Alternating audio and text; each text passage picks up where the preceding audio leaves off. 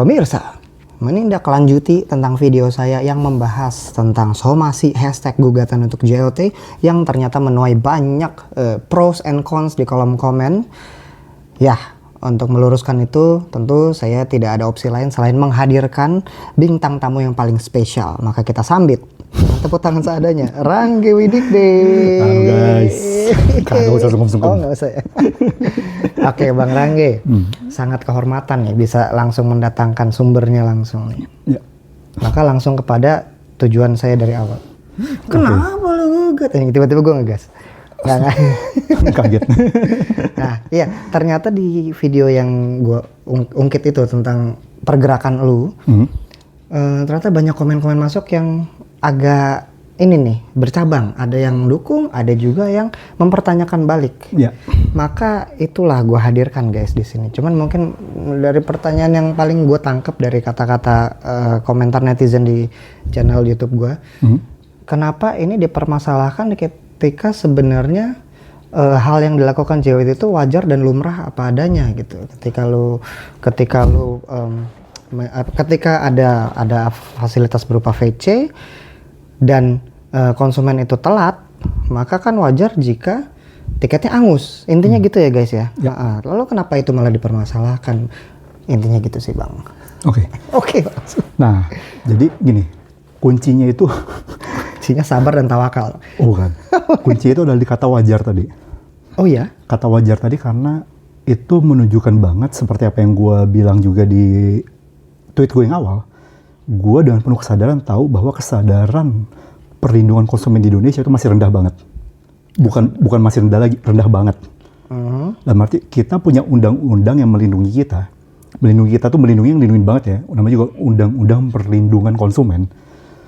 Tapi tuh kita sebagai konsumen tuh ngerasanya tuh kayak ya masih masih terlalu pasrah menurut gue. Pasrah dengan ini. Ya tadi mewajarkan, ini kan bukan wajar.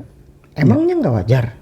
Nah, ntar gue bingung nih, maksud lo mewajarkan? Gini, kalau kita bicara wajar as in apa yang terjadi di Indonesia mungkin benar wajar. Tapi kalau kita bicara wajar secara hukum, enggak. Oke, gue harus dicerahkan di sini nih, gimana tuh? Oke, jadi gini. Sebenarnya gue paham kenapa banyak komen-komen yang gue udah juga benar kata lu tadi, campuran, ada yang positif ada yang negatif. Yang negatif kayak mempertanyakan kayak tiket pesawat kan misalnya kayak telat kan ya udah, misalnya contohnya. Iya, ada yang banyak banget yang menganalogikan ini. Gimana dengan maskapai pesawat yang memberlakukan aturan kalau lu telat datang ya udah tiket lu bye-bye gitu loh. Yes. Jadi gini. Itu bisa jadi sebenarnya adalah peraturan melanggar juga. Peraturan melanggar. Jadi gini. Di Undang-Undang Perlindungan Konsumen itu dikenal ada namanya klausula baku. Nah, itu yang dia bahas, klausula baku itu gimana? Ya.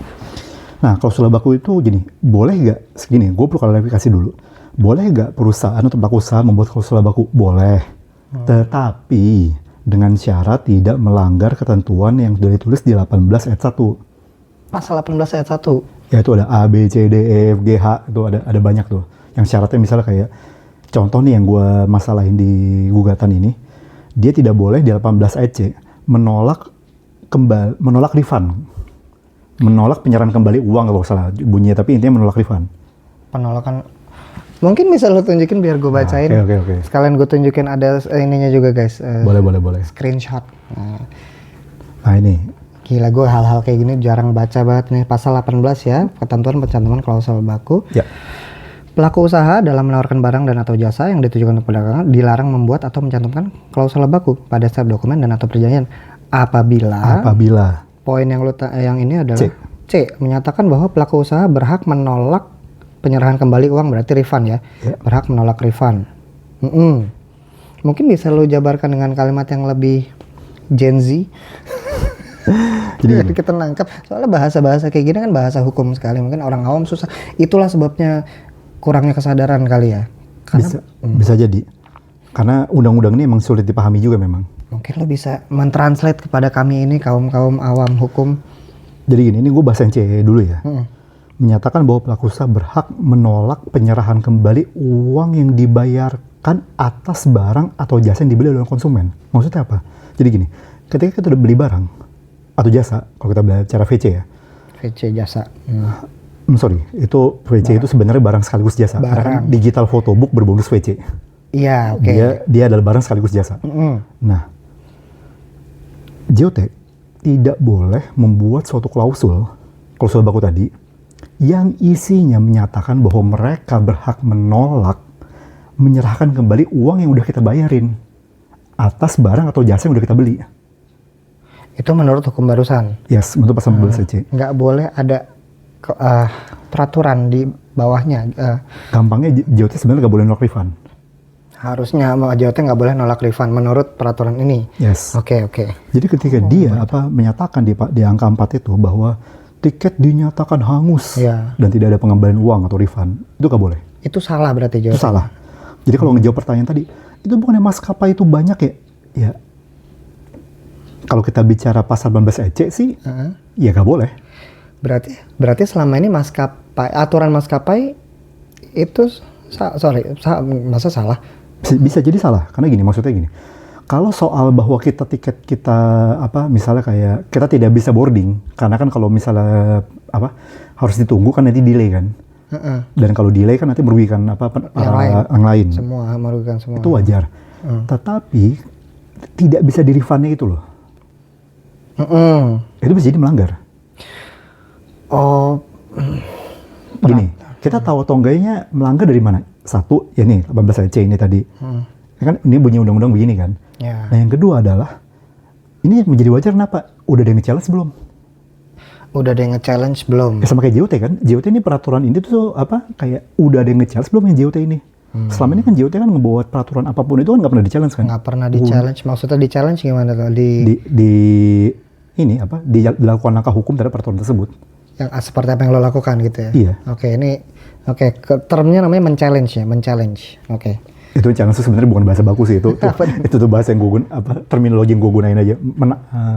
Biar satu terminologi juga sama. Ya udah nge-challenge aja dulu deh. Nge-challenge, nggak ada yang mempertanyakan maksudnya. Mempertanyakan mungkin bisa. Nggak ada yang mempertanyakan. Baru lu.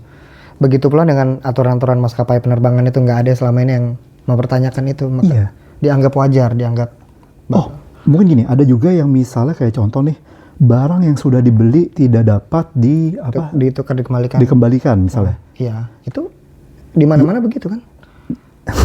Enggak ya? Salah nggak gue? Kalau misalnya kita bicara ini ya. Oke, iya kalau kita kalau ini 18 ayat B. 18 ayat. 18 ayat 1 huruf B. Mereka pelaku usaha dilarang menyatakan bahwa pelaku usaha berhak menolak penyerahan kembali barang yang dibeli konsumen. Penyerahan kembali barang dibeli konsumen.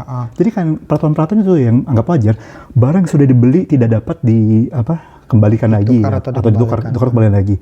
Nah, kalau di pasal 18 ayat huruf B spesifik tuh mereka dilarang membuat atau mencantumkan klausula pada setiap dokumen atau perjanjian apabila isi klausulanya menyatakan bahwa mereka berhak menolak penyerahan kembali barang dibeli konsumen. Oh, selama ini kan banyak kan di mana-mana di mall deh. Udah diwajarin makanya barang yang sudah dibeli tidak dapat ditukar atau dikembalikan, itu udah wajar banget. Persis. Malah sebenarnya peraturan kayak gitu yang melanggar. Jadi kalau makanya tadi gue bilang kan kalau misalnya dibilang sama komen-komen di YouTube lo atau di mana gitu misalnya kayak ini kan wajar kayak bla bla bla. Ya. Oke, gue tidak menyalahkan itu wajar karena memang kesadaran bahwa pasal ini ada, ketentuan-ketentuan ini ada tuh masih rendah. Jadi gue kayak gini, gue paham banget sama kalian guys. Jadi misalnya ada yang kontra sama gue nih nonton video ini, gue paham banget kenapa kalian merasa begitu. Ya dan itu memang cerminan dari betapa buruknya kesadaran perlindungan konsumen di Indonesia. Sampai pasalnya di mall-mall itu aja tuh yang bahwa dilarang menukar atau mengembalikan barang yang udah dibeli ya sebenarnya itu ngelanggar juga. Sebenarnya itu ngelanggar pasal malah iya. Lo ini ngikutin nggak sampai sekarang nih? Gue kayak baru tercerahkan gitu. Ternyata selama ini kita melumrahkan hal yang ternyata tidak sesuai dengan apa yang sudah ditawarkan oleh hukum untuk melindungi kita, hak konsumen kita gitu. Itu dia. Hak kita sebagai konsumen gitu. Makanya di sini Bang Rangge punya dasar hukum untuk melakukan somasi. Benar. Gitu. Karena apalagi ketentuan semua tadi itu tuh sanksi pidana. Sanksinya, oke ini gue lagi-lagi tolong jelaskan dalam bahasa. Maksudnya sanksinya pidana tuh berarti? Jadi gini, Nggak, kita mungkin gampang ini. Kalau yang paling gampang, pelaku usaha yang di mall-mall tadi itu atau di toko-toko tadi, yang nulis kayak peraturan di atas kertas tuh bahwa barang yang sudah dibeli tidak dapat dikembalikan lagi.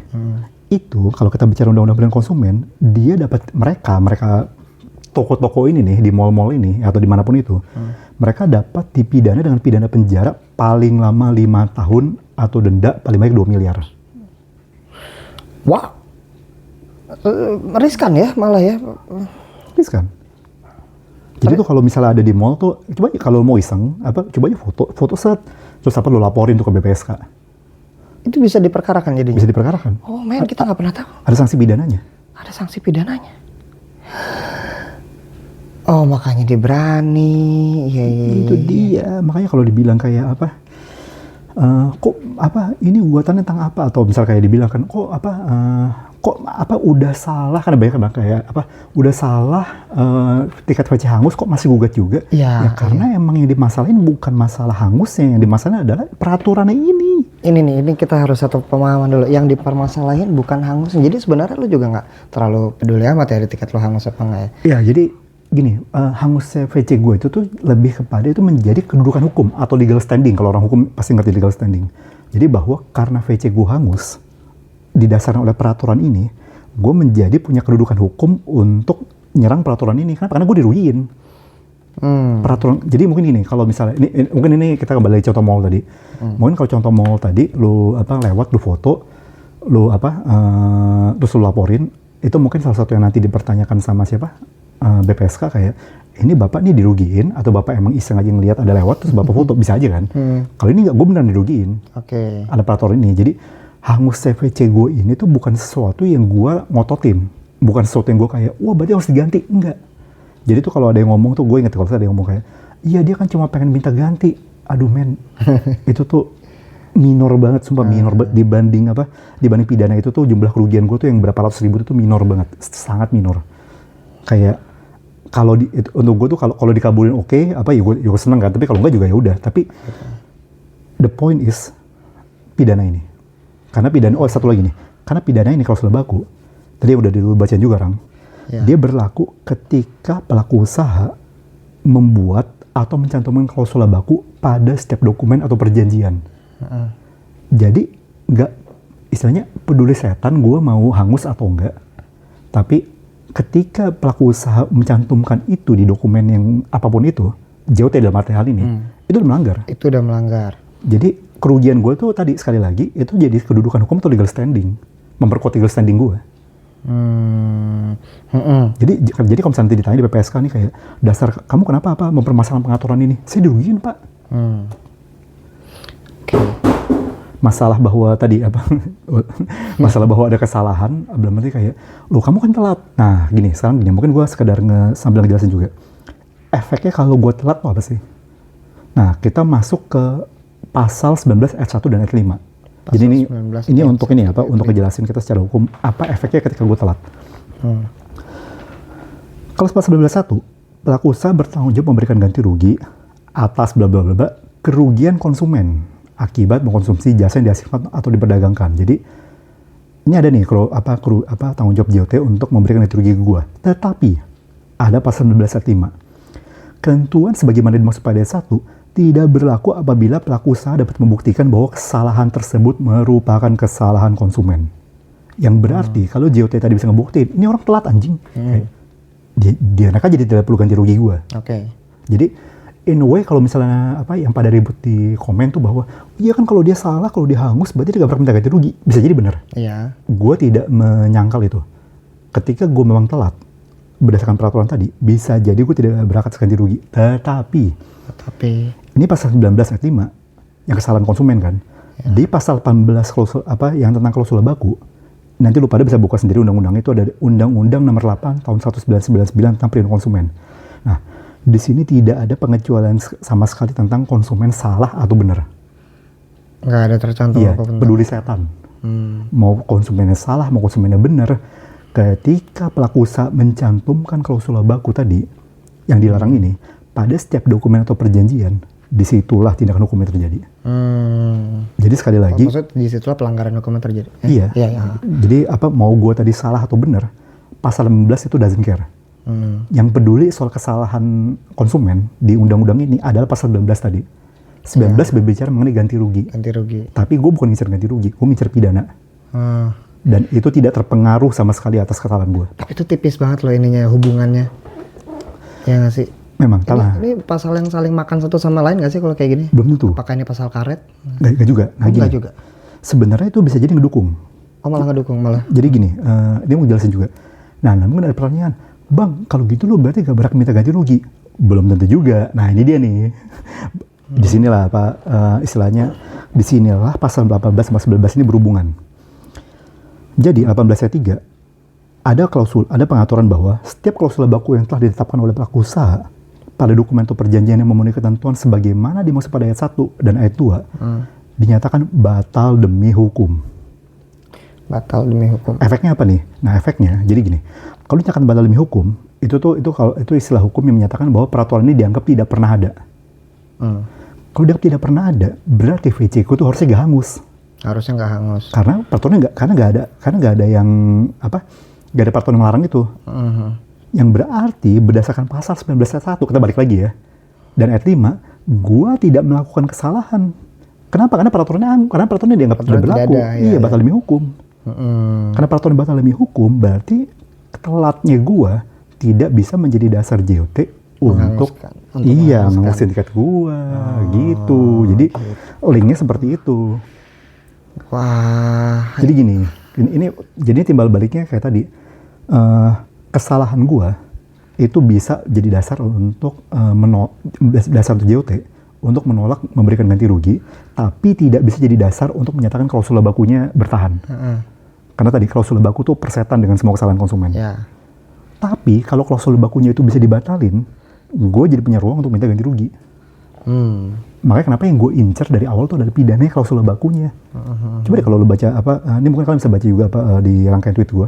Dari awal yang gue masalahin cuma klausul baku, yang pidananya doang. Kenapa? Karena kalau pidananya beres, di situ lo muncul ruang untuk minta ganti rugi. Tapi tadi kalau gue minta ganti rugi duluan, ya tadi benar semua yang di komen. Ya lo kan telat. Ya selalu dong, lu gak bisa minta ganti rugi. Ya benar di situ. Makanya kenapa tadi klausul baku. Jadi untuk menyimpulkan, it's not about the ganti rugi, it's about the aturan itself. Yes, gitu jadi ya. Dan gini, ini mungkin kalau misalnya ada dari JOT mungkin yang denger ya. Gua pada dasarnya gak terlalu peduli dengan ganti rugi. Jadi kalau misalnya nanti ada kayak, boleh gak kita misalnya ngapus peraturan ini, tapi gugatannya ganti ruginya dinolin, terserah. Bebas. Kalau lu pengen bahwa kayak kita bikin kayak perjanjian damai nih kayak atau mediasi. Setuju untuk hapus atau revisi ya, misalnya kayak revisi jadi boleh refund atau dihapus total. Tapi Anda tidak berhak atas kompensasi, terserah. Betul. Oke. Ini benar-benar terserah. Gue benar-benar cuma ngincer kalau klausul baku doang. Makanya kenapa di gugatan gue awalnya gue udah tulis kan. Klausul baku benar-benar itu doang. Iya, yang lo angkat duluan tuh tentang klausul bakunya, baru lo jabarin tentang peraturan nomor 4-nya VC itu ya. Persis. Ya, pertama yang lo angkat tuh klausul bakunya dulu ya. Makanya jadi memang di situ sumber perkaranya ya. Iya, jadi kalau pada yang bilang kayak VC hangus itu tuh, aduh itu cuma entry point. Entry point istilahnya, entry point guys. Iya kayak itu tuh gerbang masuk. Itu cuma gerbang masuk, cuma legal standing kayak kalau masalah nanti JOT menolak ganti rugi berdasarkan itu silakan tolak aja. Tapi tadi entry point, gue udah bisa masuk dengan klausul baku. Itu tidak bisa didinai sama JOT. Oh, ini sebuah gerakan dan pandangan yang mengubah sudut pandang kita berarti apa ya? Nggak tahu ya. Gue ngelihatnya sebagai orang yang memantau ini dari sudut pandang orang ketiga gitu loh. Jadi efek samping ke gue adalah, kalau kita lebih melek hukum, sebenarnya kita punya hak-hak yang bisa diperjuangkan lebih daripada yang kita tahu selama ini gitu nggak sih? Bener, karena saat ini tuh ada undang-undang perlindungan konsumen, tapi tidak ada undang-undang perlindungan pelaku usaha. Iya, di sini kan judulnya perlindungan konsumen loh. Iya. Tidak ada perlindungan produsen, pelaku usaha ya. Tapi lucunya di Indonesia yang rendah malah kesadaran perlindungan konsumen. Pelaku usaha tinggi banget kesadarannya. Iya ya. Tinggi banget, mereka punya legal. Iya. Mereka punya tim hukum, mereka kadang punya lawyer juga. Konsumen ini nih yang justru malah udah dikasih undang-undang malah rendah. Malah rendah kesadaran. Malah rendah kesadaran nih. Iya. Padahal kalau kita melek dikit aja, kita bisa memperjuangkan hak-hak yang selama ini kita nggak tahu. Selama ini kita take it for granted. Oh emang udah kayak gitu jalannya bang. Ya gitu. Oh. Dan gue satu lagi nih, gue sangat gak masalah nanti kalau lu lihat video ini, lu nanti kayak berdebat lagi nih kayak, oh bukannya harus berdasarkan pasal ini gini ya? Gak masalah banget. Kenapa? Karena itu tandanya lu pada merhatiin dan lu pada sadar akan kebenaran konsumen. Ini tujuan mulianya Ranggi Widigde ini. Ya jadi kalau lu pada nanti kayak, oh bukannya harusnya begini-begini ya gimana? Silakan, terserah. Ya mungkin nanti kalau gue akan bilang ke Rangga kayak, enggak, ini kalau udah kayak gini nih, gini maksudnya lo jawabannya gini nih. Mungkin nanti gue nitip jawaban aja. Nitip jawaban. Mungkin, tapi maksudnya gini. Gak masalah kalau lu pada nanti nge-challenge gue, lu pada kayak, bang berdasarkan buku ini bisa lebih bagus lagi. Karena itu berarti lu se-effort itu, berarti lu kayak semelek itu dengan perlindungan dengan hukum ini. Dan itu tujuan lo, untuk membuat masyarakat, terutama konsumen, dan specifically para wota, untuk lebih sadar akan hak-hak kita itu. Lebih sebenarnya tujuannya lebih spesifik, mungkin gue agak sampai semulia sampai masyarakat sih. Gue pengen dari teman-teman gue dulu di fandom. Gak apa-apa, mulai dari yang terdekat dulu kan. Ya, jadi gue pengen teman-teman gue nih para fans teman-teman gue ini nih, mereka ngeh bahwa kalau misalnya JKT ini bla bla bla bla bla, mereka punya hak untuk untuk nge-challenge itu, untuk mempertanyakan itu. Jadi gue pengen tuh ini nih kita nih sama fans nih, ketika dari JKT itu kayak lu pada dirugiin kayak tiket WC lu hangus lah, atau tiket mungkin MNG lu hangus atau apapun itu, kayak birthday t-shirt yang pengumumannya ini yang datang warnanya lain misalnya, lu pada punya hak untuk ke-challenge itu. Sama birthday t-shirt tuh kalau di iklan ini misalnya warna hijau, yang datang warna ungu, lu bisa nge-challenge itu, lu bisa nuntut JOTK-nya itu minta ganti rugi. Bisa nuntut guys. Bisa jadi bisa kayak Iya, makanya kayak Google itu kayak di timeline tuh yang, dan gue inget banget waktu ada di timeline gue tuh birthday t-shirtnya waktu itu yang brokoli Azizi kalau gak salah, yang brokoli itu diiklanin warnanya begini, pas nyampe warnanya begini gue bilang ini bisa dituntut. Cuma kan ya biasa kan karena kesadaran konsumennya masih kurang mungkin, jadi kayak ya ketika gue bilang saya tuntut kan gak ada yang nuntut kan. Iya. Dan kalau untuk gue dari sisi gue kayak, ya gue gak beli birthday t-shirt Azizi yang brokoli itu ya udah. Tapi lo ngelihat itu gitu. Iya, gue ngelihat. Iya. Mungkin karena nggak berani kali ya.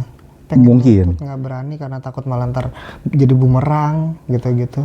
Bisa jadi. Saking buta hukumnya. Makanya ada dia guys. Apa-apa tanya aja sama Ranggi Widigde. Bisa di approach dengan sangat mudah. Nih buktinya gue ketemu. Ya tuh kalau ya tuh lu tinggal di Twitter, gue cukup aktif di Twitter. Iya sangat aktif malah. Makanya gue bisa tahu begini kan dari baca-baca Twitter, apa nih somasi. Rame banget lah ternyata. Dan ternyata ya ini sebuah pembukaan pencerahan buat gue sendiri.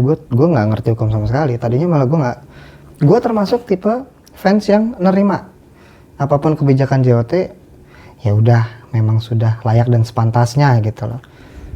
Termasuk gimana ya, ini nggak nyambung sih, cuma agak-agak termasuk dari bagaimana mereka mengemas lirik-lirik mereka yang merupakan terjemahan dari AKB bahasa Jepang.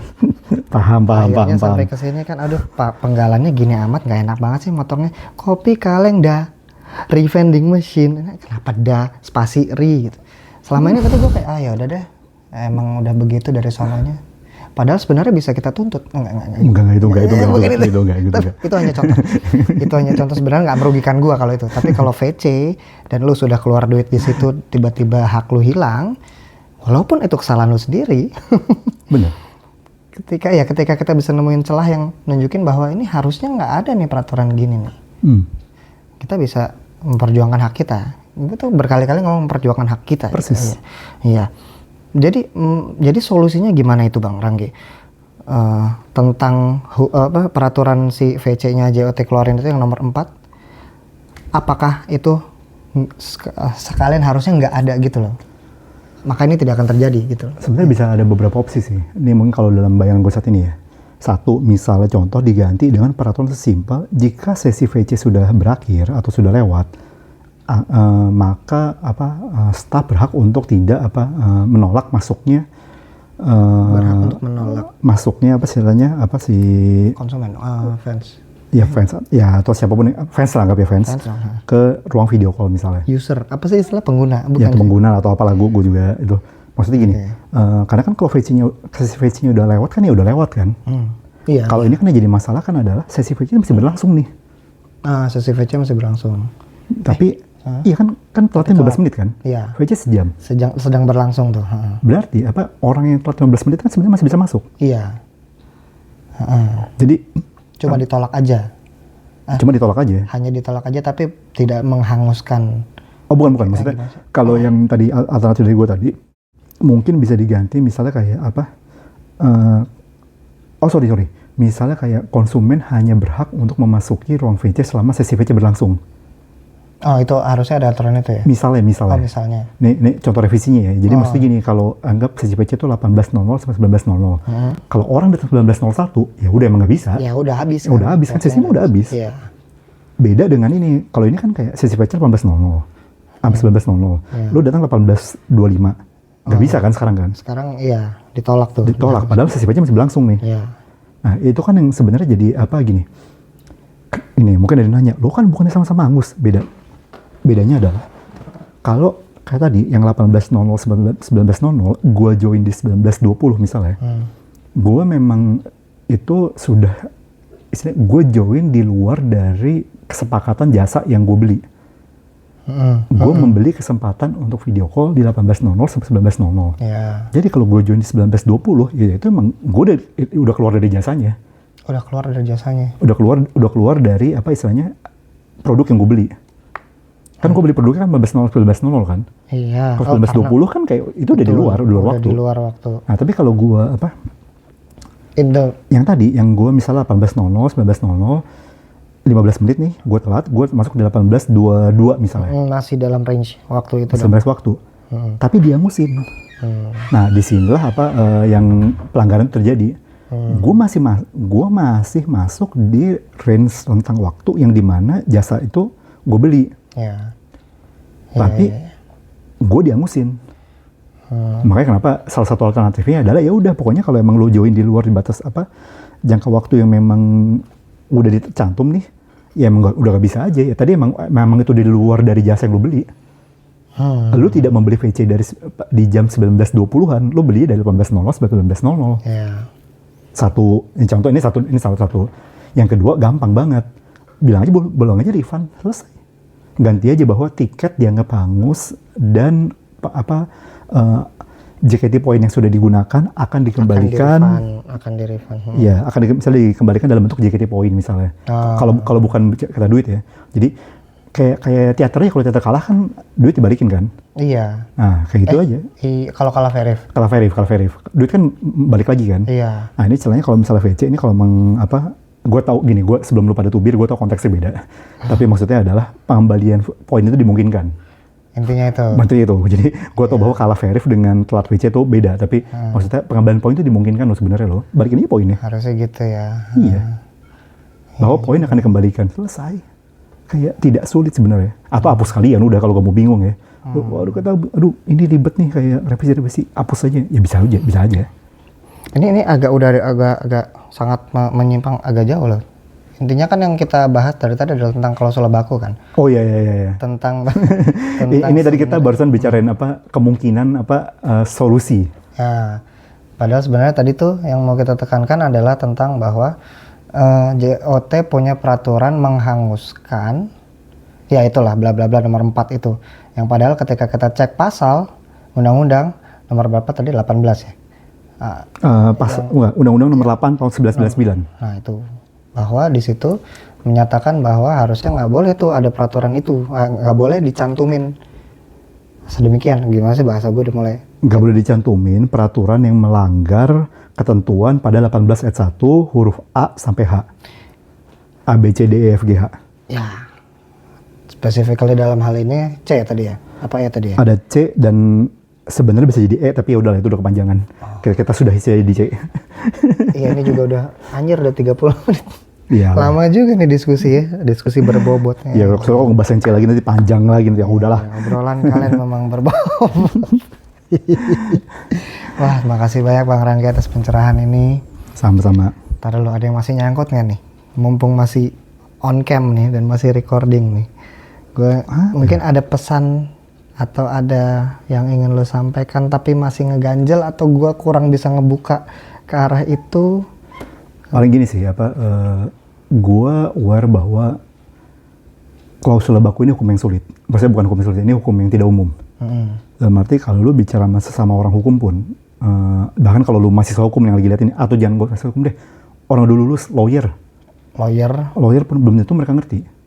SH pun bisa jadi belum ngerti ya? Iya, karena gue ngetes kan jadi kan, sebagai informasi kan gue gue merupakan bagian dari associate kantor LSM Law Firm. Itu law firmnya Bang Todung Mulya Lubis. Dia salah satu tokoh gitu kalau di dunia hukum. Gue tanya nih ke orang-orang di kantor, guys, lo pernah ngerti klausul baku gak? Kayaknya pernah denger dulu di waktu kuliah. Loh, bahkan orang hukum sendiri nggak segitu ininya, yes. deep into klausul baku ini. Benar, meskipun ada juga yang paham. Berarti kayak, ini bukan sih, tapi gini, istilahnya kayak 70-30 lah. Berarti jauh. Misalnya 70 paham, 30 enggak. Iya, 70 paham. Gue kira 70 nggak paham. Ya, jadi maksudnya kayak saya gue nanya ke 10 orang. 7 orang paham, 3 orang kayaknya gue pernah denger di dulu deh. Kayak itu apa nih? Nanti gue coba cek lagi. Nah, misalnya mereka nggak yakin. Orang hukum, maksudnya dalam konteks orang hukum tuh 70-30 semuanya orang yang berkutat di bidang bukan cuma hukum, semuanya lawyer. Bahkan semuanya lawyer, itu margin yang timpang loh. Gue kira kalau mau sebatas kayak 90-10 masih wajar lah, mungkin 10%-nya kayak secuek itu ketika belajar. Tapi 70-30 gede juga loh. Iya, jadi makanya lawyer pun belum tentu. Jadi sebenarnya 30 juga bukan berarti mereka gak paham sama sekali sih. Mereka lebih kayak, aduh kayaknya dulu apa ya itu klausul baku ya. Itu nah itu kayak mereka gak yakin.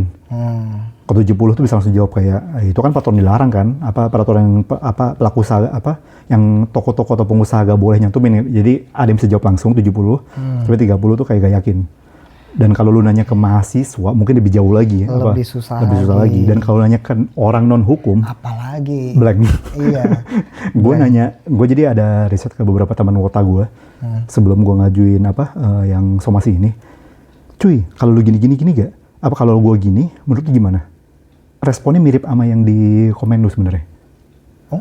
Kayak, sorry, tapi kalau lu angus, bukannya udah ya emang ya lu kan udah salah kan, ya udah terus lu mau ngapain lagi? Oh, sama ya. Jadi sebenarnya gini, gue bisa paham ketika komen-komen itu kayak apa sih ini gugatannya gak jelas, aneh, kayak apa sih yang digugat? Karena teman-teman gue sendiri pun waktu gue tanya awal mereka juga kayak gitu, bukannya emang gitu ya? Yang non hukum ya, yang non hukum tuh gue tanya 4 gak paham.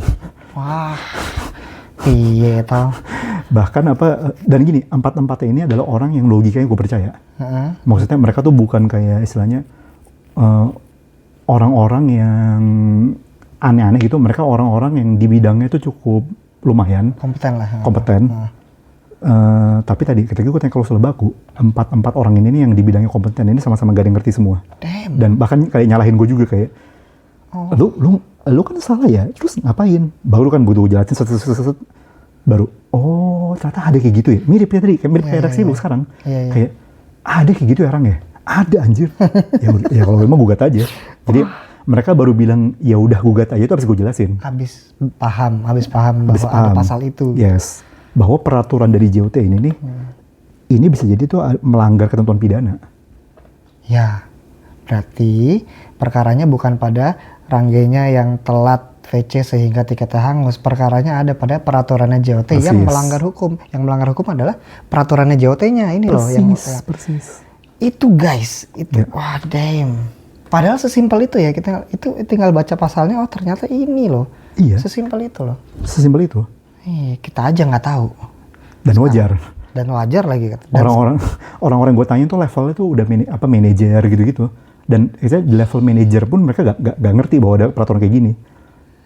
Wow. Dan tadi malah yang awalnya kayak, lu kan angus aja anjing. Maksudnya mereka juga nyalain gue sebelum gue jelasin. Sebelum lu jelasin, ketika dijelasin, maka solusi, kesimpulannya adalah, konklusinya adalah, emang kita harus lebih kritis lagi sih ya. Persis. Ini adalah bentuk kekritisan Bang Rangga Widigde. Makanya bisa nemuin satu celah di mana dia nyadar JOT ini ada aturan yang ternyata melanggar hukum, dan itu yang dia perkarain di sini. Yang dia perkarain bukan tiketnya yang angus ternyata. Kalau yang itu persis. udah sih angus-angus aja. Angus. Lu kalau JOT misalnya kayak lu sekali kalau di JOT ngeliat ini, lu pada pengen kasih gua 0, terserah. Nah, dikasih apa? 0. Maksudnya kayak gak diganti sama sekali. Oh, nggak di. Iya, Okay, selama peraturan itu hilang, lu gak ganti gua sama sekali terserah. Bodoh amat. Oke, surat terbuka untuk JOT. Intinya peraturannya itu tolong dibenahi gitu. Peraturan itu dihapus, somasi gue cabut, gampangnya gitu.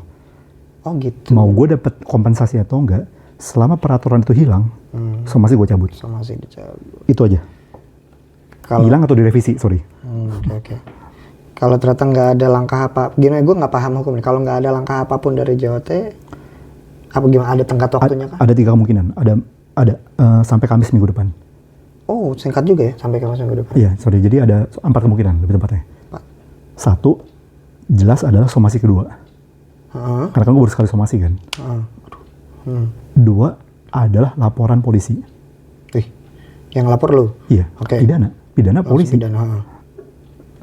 Yang ketiga adalah gugatan ke perdata. Pengadilan negeri. Ya cuma tadi itu bukan opsi yang preferable buat gue karena kalau gugatan yang perdata kan gue harus masuk ke pasal 19 kan. Pasal 18, 19 dan itu tuh gue tahu itu bukan strong point gue. Oke. Jadi gue bersama-sama kalian nih yang ada di YouTube tuh yang bilang bahwa itu lemah, gue setuju. Kalau gue masuk dari perdata itu lemah. Oke. Terakhir ke BPSK, Badan Perlindungan Sengketa Konsumen. Badan Perlindungan Sengketa Konsumen itu penyelesaian, Badan Penyelesaian Sengketa Konsumen. BPSK itu singkatnya. Yes. Kalau B-nya dihilangin soalnya cuma jadi PSK doang. Aduh, jangan dong. Dan ini opsi ini sebenarnya menurut gue opsi yang menarik juga karena ada 2 hal. Satu, BPSK yang namanya juga Badan Penyelesaian Sengketa Konsumen itu kan khusus untuk konsumen doang kan. Ya. Jadi harusnya orang-orang di situ ngerti konsumen. Karena gini, bisa aja hakimnya belum tentu ngerti loh. Bisa aja hakimnya belum tentu ngerti. Kalau kita bakal bicara pengadilan negeri ya. Pengadilan negeri itu hakim belum tentu. Tapi kalau Badan Penyelesaian Sengketa Konsumen kan udah jelas di situ ada orang-orang udah pasti ngerti tentang hukum perlindungan konsumen. Okay. Yang kedua, putusan Badan Penyelesaian Sengketa Konsumen bisa jadi pendukung atau alat bukti dalam mengajukan perkara pidana. Jadi kalau misalnya kayak gini, let's say gue bisa langsung laporin JOT nih ke pidana. Laporan gue tuh bisa jadi masih agak sulit nih untuk gue harus masih banyak hal kayak follow up, diskusi sama kepolisian, diskusi sama penyidik, ngasih alat bukti, bla bla bla. Tapi kalau misalnya gue lewat BPSK dulu nih dan gue menang, pidananya itu udah kayak kalau berdasarkan hukum di sini, berdasarkan Undang-Undang Perlindungan Konsumen itu jauh lebih mudah. Lebih lancar. Karena putusan mereka bisa alat bukti. Kan alat bukti ada 2. Sorry, kalau lo mau ngepidanain orang, lo butuh 2 alat bukti. Mulai itu dari ada namanya saksi, surat, dan lain-lain. Nah, putusan BPSK kalau misalnya diputuskan bahwa si JOT bersalah, itu jadi alat bukti lagi. Berarti gue cuma tinggal perlu 1 alat bukti doang. Ya, yang adalah nanti apa itu? Banyak, bisa kayak screenshot gue atau saksi atau apalah. Lebih gampang, lebih mudah. Jadi kalau misalnya ada keputusan BPSK udah keluar, istilahnya kayak chance untuk kepidanain JOT itu jadi bukan JOT, IDN. Chance untuk kepidanain IDN tuh jadi sangat tinggi. Iya, lu ngelayangin ini ke IDN ya? Goks. Iya. Maka jadi gue kalau misalnya emang ini nanti sampai Kamis depan gak ada respon, gue akan lihat ada bisa jadi gue somasi lagi, bisa jadi, atau kalau gue udah ngerasa kayak udahlah buat apa lama-lama, langsung polisi, atau gue ke BPSK. Pengadilan tuh gugatan tuh tadi, karena gugatan itu pengadilan negeri itu lebih ke perdata, itu mungkin gue tadi sekali lagi sebagai lawyer gue tahu di mana gue kuat, di mana gue lemah. Gue cuma istilahnya cuma orang hukum bodoh yang maju di poin dia lemah. Ya tadi kan perdata, gue kan kalau gue masuk ke perdata duluan tuh surem, susah. Ya, ngapain? Pidana aja langsung. Tapi emang lebih tujuan lo kan ya lebih mengkritisi aja biar kita lebih melek terhadap. Iya, karena kalau gue lihat perdata sejauh gue dapat tadi kompensasi 360.000 kan gue 3 tiket by the way. Ngapain? Buang waktu. Bulan depan peraturan ada lagi. Iya, bukan itu yang diincar soalnya emang. Kayak daripada gue ke pengadilan cuma demi 360.000, yang penting gue polisi sekalian langsung demi peraturan ini dihapus. Gitu rupanya. Kira gitu. Jadi gitu guys. Jadi sekali lagi gue paham kok untuk yang pada komentar negatif. Gue paham guys. Kenapa lu pada komentar kayak gitu dan kan dan it's okay banget. It's okay banget. Dan kalau abis nonton video ini pun lu masih berkomentar negatif, gue masih gak apa-apa juga. Oh gitu ya. Karena tadi kan selama mereka dari argumen hukum gak masalah karena kan berarti mereka mengkritisi. Iya sih. Mengkritisi is never a bad thing. Beda kalau hanya sekedar nge-bash kayak ngapain sih bang, nggak penting lu cari sensasi ya. Ada yang komen begitu loh. Oh deh, gue skip tuh. Ini mah cuma cari sensasi gitu. Semacam itu baru yang kritik yang tidak kritis tuh. Itu kritik yang tidak kritis. Gak apa-apa. Gitu. Kalau dari gue ngeliat itu mereka berantem dengan sosok Rangga di imajinasi sendiri. Ya. Ada tuh kayak di komen gue inget yang kayak, wah ini mah emang cari kompensasi aja. Nah gue nyebut itu kayak, ya itu kan Rangga di pikiran lu. Rangga di pikiran lu mungkin memang sedang mencari kompensasi. Rangga yang di dunia nyata, gue enggak. Nah sama kayak sensasi gitu kayak, ya kalau lu pengen apa istilahnya, berantem atau menuduh Rangga di pikiran, di imajinasi lu sendiri ya so be it. Ya gue tidak melarang lu untuk apa istilahnya, berantem dengan imajinasi lu sendiri.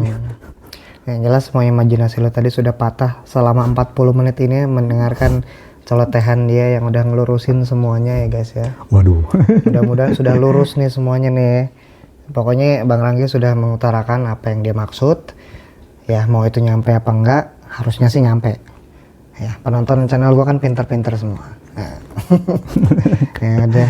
Anjir segitu aja paling ya, gue gak nyangka akan sedetail dan sethorough ini loh. Makasih banget. Ini sebuah pencerahan. Sama-sama. Semoga gue juga dengan channel ini bisa ngebantu spreading the awareness tentang ini. Oh ya, gue terima kasih juga Rang. Thank you. Iya, karena sesama klien Rangga harus saling bantu. Sama Rangga support. Siap. Support and respect. Rangga support Rangga guys. Hashtag Rangga support Rangga. Tolong editor. Siapa editornya? Gue juga. Nanti ada itu ya, hashtag Rangga support Rangga di ujung ya. Support Rangga harus ada. Siap. Oke. Udah pamit kali ya. Oke. Oke, kita nggak mau bahas sesuatu yang lebih kayak down to earth seperti menurut lo golden rules itu